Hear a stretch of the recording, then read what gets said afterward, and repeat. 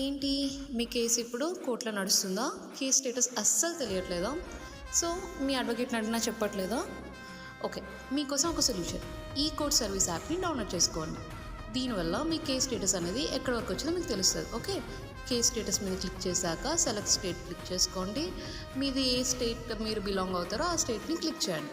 So next coming to the district, నేనైతే just ర్యాండమ్గా అనంతపూర్ అని సెలెక్ట్ చేస్తున్నాను. ఓకే, మీది ఏ డిస్టిక్ అయితే ఆ డిస్టిక్ని మీరు క్లిక్ చేసుకోవచ్చు. తర్వాత కేస్ నెంబర్ని క్లిక్ చేయండి.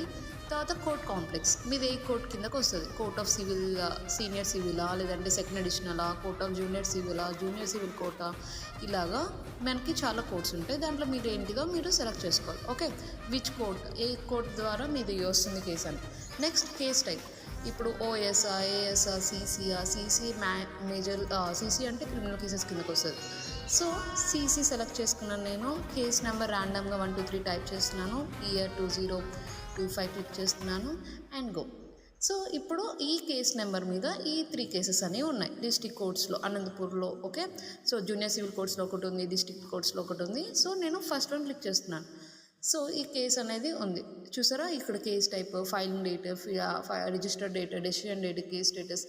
సో మనకి అన్నీ దీంట్లో వచ్చేస్తాయి. మన పిటిషనర్ ఎవరు, అడ్వకేట్ ఎవరు, రెస్పాండెంట్ ఎవరు, ఇప్పటివరకు కేస్ హిస్టరీ ఏంటిదని. సో మన కేస్ హిస్టరీ కానీ చూసుకుంటే అక్కడ ఏంది డిస్పోజర్ అని ఉంది. యాక్చువల్గా ఏంటిదంటే ఎవ్రీ డేట్ వస్తుంది అన్నమాట. ఏ రోజు ఏం జరిగింది, ఏంటి, మనకు అక్కడ ఏం జరిగింది కోర్టులో, మనకి హ్యాపీగా ఇంట్లో ఉండే చూసుకోవచ్చు. ఓకే, సో ఇది మనకి ఈ కోర్ట్ సర్వీస్ డౌన్లోడ్ చేసుకోవడం వల్ల ఆ రోజులో కోర్టులో ఏం జరిగిందో మనం ఇంట్లో నుండే చూసుకోవచ్చు.